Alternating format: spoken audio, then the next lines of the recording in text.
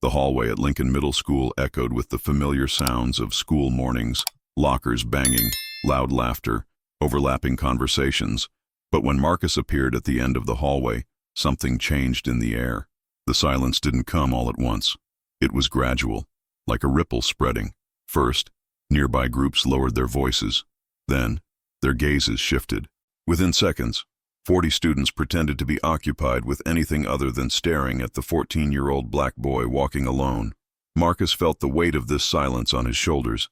His backpack, a faded blue JanSport that had once belonged to his older brother, felt heavier with every step. His fake Nike sneakers squeaked against the polished linoleum, a sound that seemed amplified in the void of conversation around him. He had learned not to look up, not to search faces, not to expect a good morning or even a wave. At Lincoln Middle, Marcus existed in an invisible bubble, present but unwelcome, visible but unrecognized. At the door to room 204, he paused for a second. He took a deep breath. He prepared himself for another 50 minutes of existing without belonging. Mrs. Patterson, the history teacher, didn't even look up when he walked in. Her desk was covered in graded evidence, and Marcus already knew his would be at the bottom of the pile, marked in red ink like a map of failure. "Sit down, Marcus," she murmured, her eyes never leaving her papers. It wasn't a request. It was a command disguised as courtesy. The other students, mostly white, some Latino, very few black, whispered among themselves. Inside jokes, weekend plans, complaints about homework. Marcus wasn't part of any of these conversations. Not by choice, but by silent decree of a class that had decided he wasn't worth including. He always sat in the third row, the second to last seat on the right. Not too far forward to appear desperate for attention. Not too far back to be labeled a troublemaker. A strategic spot of calculated invisibility. Class was beginning. Mrs. Patterson was talking about the Civil War, about liberation, about equality. The words echoed with cruel irony as Marcus discreetly sketched in the margins of his notebook. Hands, faces, dreams that wouldn't fit in this room. When the bell rang, the ritual repeated itself in reverse. Everyone stood at once. Conversations resurfaced. Laughter returned. And Marcus walked down the next aisle, carrying the silence like a shadow. Silence can be louder than any scream, and Marcus had learned to live with that deafening noise every day. The staff room smelled of stale coffee and pent-up frustration. It was Thursday, 3 in the afternoon, and the blue plastic chairs formed an imperfect circle around the oval table where files were stacked like evidence in a courtroom. "Let's talk about the Marcus Williams case," Principal Henderson said, adjusting his reading glasses. His voice carried the weariness of someone who had repeated this same phrase in dozens of similar meetings. The teachers exchanged glances. Ms. Patterson leafed through her grade report. Mr. Thompson, from math, sighed softly. Ms. Rodriguez, the youngest of the group, fidgeted uncomfortably with her pen. Below average performance in all subjects, Henderson continued, reading from the folder. Minimal participation, behavior, passive-aggressive, passive-aggressive. The words hung in the air like a final sentence. None of those present questioned what this meant to a 14-year-old boy who rarely spoke. To them, Marcus's silence was defiance, his stillness disguised rebellion. "We've tried several approaches," Mrs. Patterson added, flipping pages of the report. Extra tutoring, changing his seating position, talking to his mother. Her voice sounded like someone ticking off completed tasks on a bureaucratic checklist. "The family is complicated," Mr. Thompson murmured.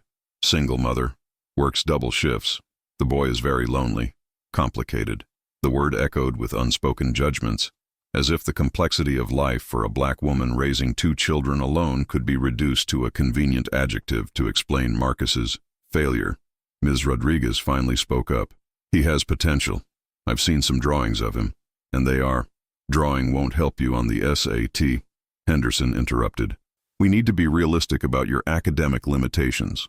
Academic limitations, another expression that sounded scientific and neutral, when in fact it carried decades of unexamined prejudices. No one questioned whether the limitations lay with Marcus or with the system that had given up on him before even trying to understand him. The file closed with a sharp thud. The meeting ended with the same conclusion as always. Marcus Williams was a hard case, a number in the statistics of at-risk students, a problem that would be passed on to the next school year, to the next teacher, to the next attempt to fit him into a mold never meant for him. As the educators packed up their papers and returned to their offices, Marcus walked down the second-floor hallway. He didn't know he'd been the subject of a meeting. He didn't know his life had been dissected in 15 minutes of clinical conversation, but he could feel it, in the way Mrs. Patterson avoided his gaze, in Mr. Thompson's concealed impatience, in Mrs. Rodriguez's barely concealed pity. The American literature class was discussing To Kill a Mockingbird when Marcus raised his hand for the first time in weeks. Mrs. Chen had asked about Atticus Finch's motivations, and something inside him stirred, an urge to talk about justice, about seeing beyond appearances. "I think," Marcus began, his voice still low but filled with a conviction that surprised even him. "Atticus isn't really a hero. He just did the bare minimum he should have done as a human being." The silence that followed wasn't the respectful silence of a room considering a new idea. It was a silence filled with malicious surprise. Tyler Morrison, sitting 2 rows back, chuckled. "Look, Marcus has opinions," he whispered loudly enough for half the class to hear. More giggles spread like falling dominoes. They weren't outright guffaws. They were laughs of disguised embarrassment, the kind that hurts more because it's disguised as innocent playfulness. Ms. Chen tapped the table lightly. "Interesting perspective, Marcus, but let's focus on what Harper Lee really meant." The sentence died in the air. Marcus's opinion was gently pushed under the pedagogical rug, replaced by the correct interpretation, the one that didn't bother, didn't question, didn't force anyone to rethink comfortable narratives. Marcus lowered his hand, lowered his head, returned to the silence he knew so well. 2 weeks later, during a discussion about the Vietnam War, Marcus remained silent when Professor Harrison asked about protests and resistance. His hand tingled with the urge to stand up, his mind buzzing with connections between that war and other struggles he knew from his family's history. But he remained silent. He had learned his lesson. "Marcus, don't you have anything to contribute?" the professor asked, his tone sounding like an invitation, but feeling like a trap. The eyes of the class turned to him, expectant, judgmental, ready to laugh or to label. Marcus shook his head. "Typical," Jessica Walsh muttered to her friend. "Always with that attitude." Attitude. The word followed him through the hallways like a shadow. When he spoke, he had too much attitude. When he was silent, he had a problematic attitude. There was no safe space between too much and too little, between presence and absence. In the cafeteria, Marcus sat alone with his peanut butter sandwich, watching tables full of students who laughed freely, who disagreed without fear, who existed without having to calculate every word, every expression, every moment of silence. They could be intelligent without being threatening. They could question without being disrespectful. They could exist without justifying their existence.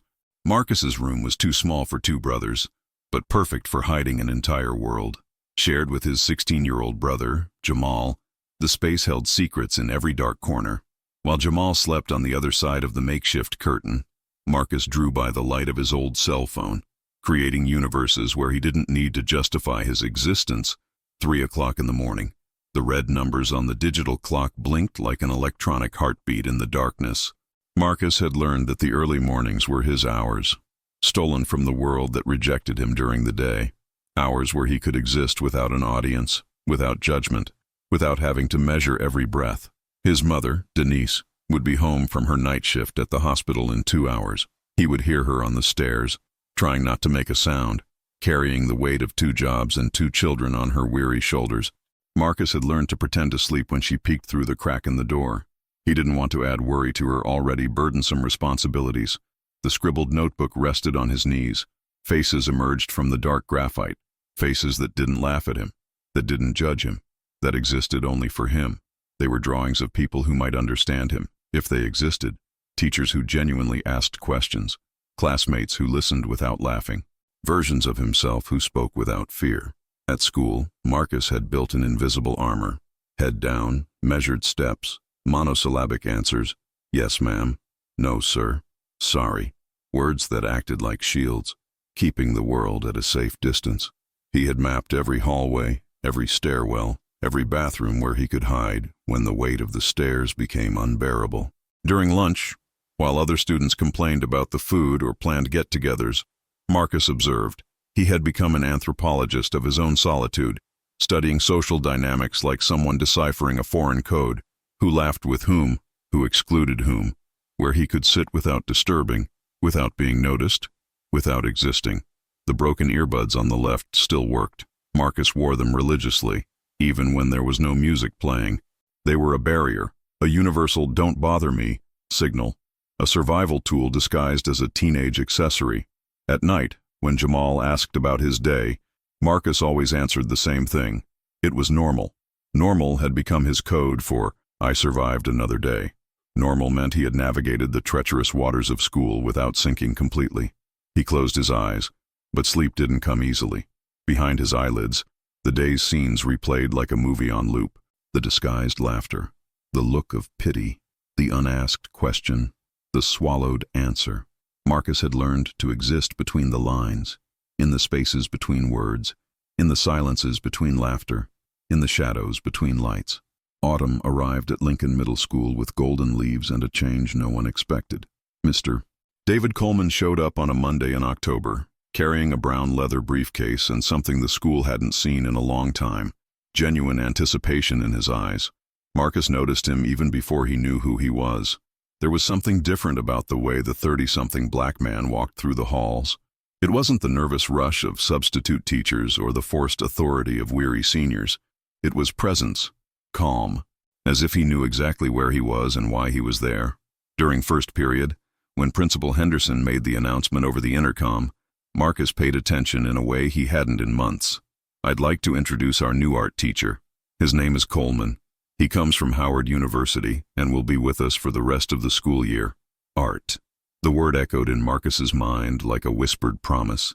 Lincoln hadn't had an art class in 3 years. Budget cuts, academic priorities, the usual arguments. But here was a black teacher, bringing back something the school had decided was non-essential. In the room that had served as storage, Professor Coleman arranged tables and chairs in circles instead of rows. Marcus passed the open door during recess and stopped. The professor was hanging prints on the walls, not the cliched motivational ones that decorated other rooms, but real art. Jacob Lawrence, Jean-Michel Basquiat, Faith Ringgold, faces and colors that told stories Marcus recognized without ever having heard them. "Do you like art?" Mr. Coleman asked, without turning around. His voice was textured, not smooth like the other teachers, but layered, nuanced, as if every word were chosen with purpose. Marcus froze in the doorway. For a second, he considered running away. He'd learned to distrust adults who asked direct questions, but something in the teacher's voice held him in place. "Sometimes," Marcus muttered. "Sometimes it's a good start," Mr. Coleman replied, finally turning around. His eyes met Marcus's, not the familiar smirk, nor the disguised pity, but something different, recognition, as if he saw Marcus, really saw him, not just the problem others had made him out to be. "You're Marcus Williams, aren't you?" Marcus nodded tensely. He waited for the phrase that always came next. "I've heard about you. Or worse, I hope we can work together to improve your attitude."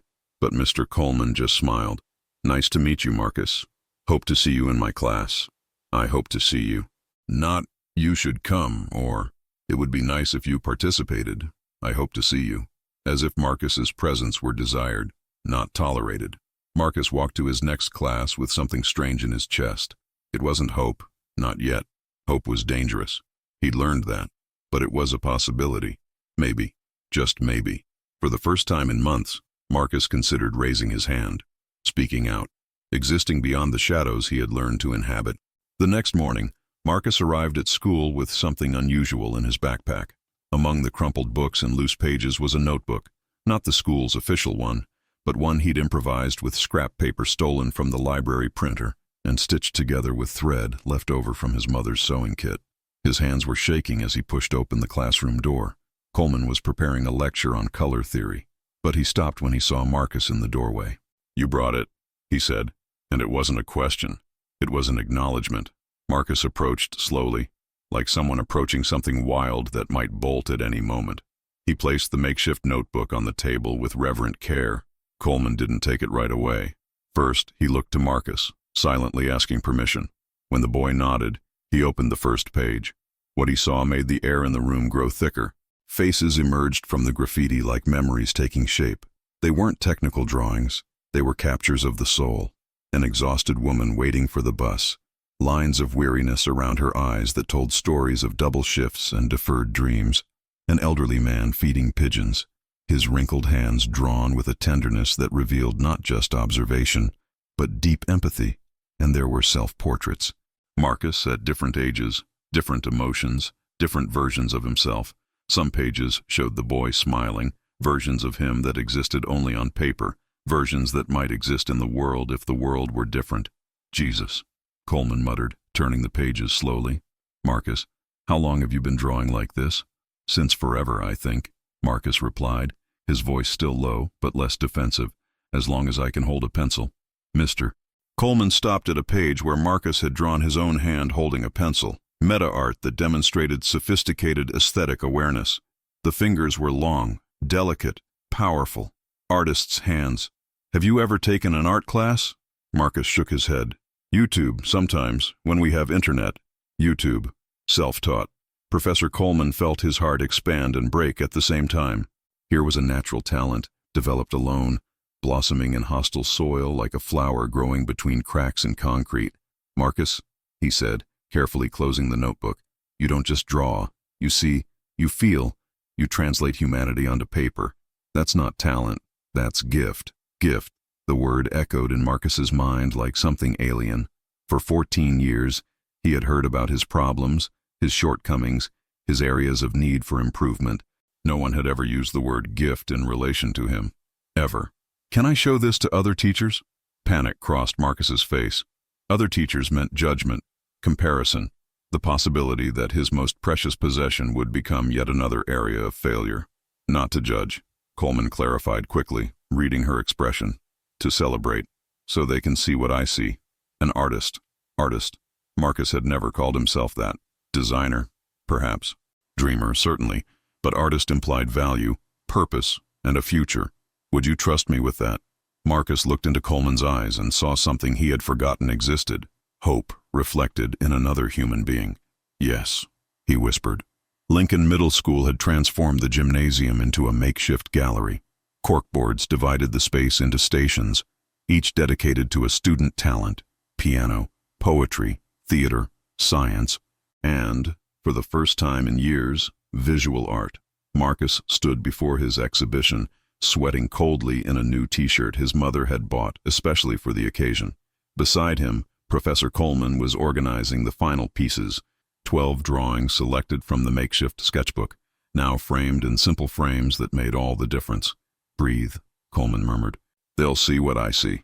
The same hallway that had witnessed months of hostile silence now filled with families, teachers, and curious students. Marcus recognized familiar faces approaching his station. Tyler Morrison, who had laughed at his opinion of Atticus Finch. Jessica Walsh, who had muttered about his attitude. Mrs. Patterson, Mrs. Chen, Mr. Thompson. The first to stop was Tyler. He approached with his usual nonchalance, probably hoping to find something to ridicule later. But when his eyes fell on the first drawing, a portrait of Mrs. Garcia, the cafeteria worker, captured in a moment of genuine kindness, his expression changed. This is, he began, but didn't finish the sentence. He walked to the next drawing, then to the next. The group of friends following him fell equally silent. Mrs. Patterson arrived with a glass of punch in her hand and a skeptical expression on her face.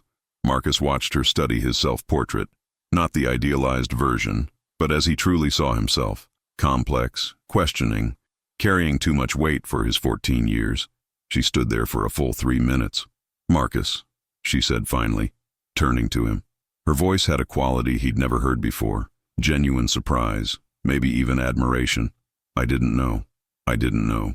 3 words that carried the weight of months of misunderstandings, of missed opportunities, of a talent that had blossomed in the darkness because no one had turned on the lights. Henderson approached with a group of parents.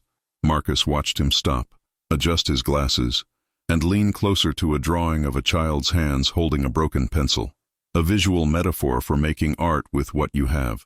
Extraordinary, one of the parents murmured. Who's the artist? Coleman placed his hand on Marcus's shoulder, a gesture of support and pride. Marcus Williams, 8th grade, self-taught. Self-taught. The The word sounded different in Coleman's voice, not as an excuse for limitations, but as a celebration of determination. The crowd around his station grew. Whispered conversations became lively discussions. People returned with friends, pointing out details, asking questions Marcus never imagined anyone would ask about his art. Jessica Walsh approached him directly for the first time in months.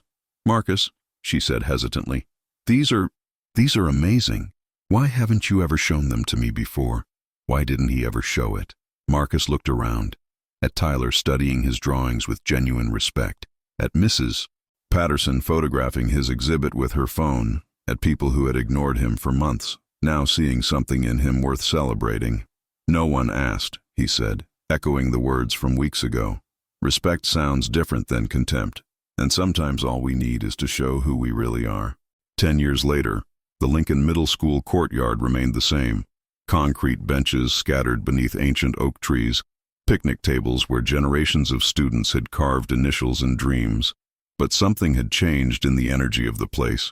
Marcus Williams, now 24, walked the same halls with a leather briefcase, not unlike the one Mr. Coleman had carried a decade ago.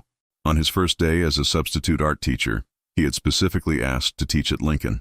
Some circles need to close where they began. During lunch break, he noticed a boy sitting alone beneath the farthest oak tree.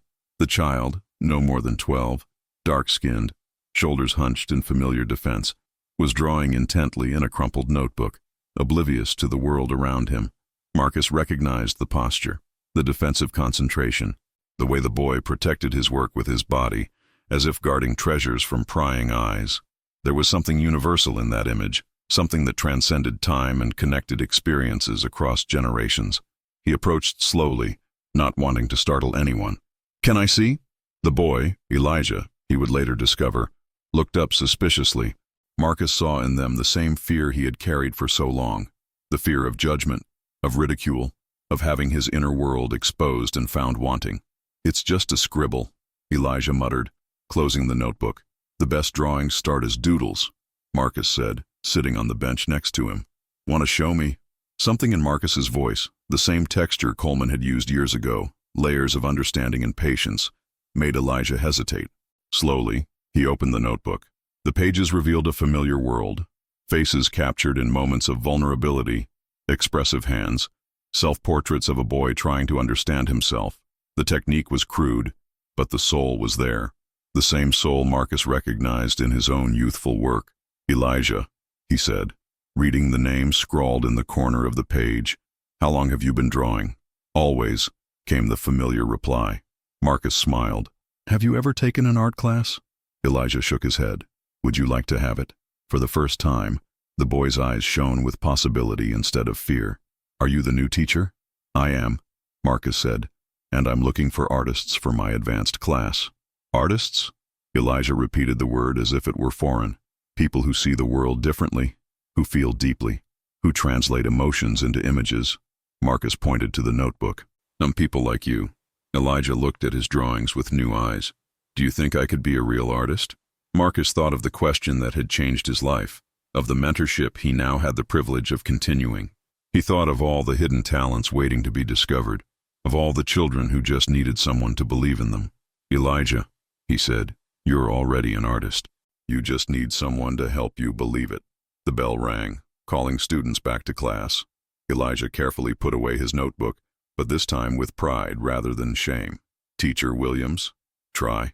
Thanks for asking." Marcus watched the boy walk back into the building, his shoulders a little straighter, his stride a little more confident. The cycle continued. Representation multiplied. A black teacher had saved a black student, who now saved another. Someone stood by him when no one else did. Now he stands by others, and the chain never breaks. If this story touched you, if it made you reflect on representation, resistance, and the power of authentic love, leave your like and tell me in the comments which moment touched you the most. Subscribe and activate the bell, because every week I bring real stories like this one that celebrate strength, dignity, and black protagonism, stories that need to be told and heard. And share this video with someone who needs to hear it.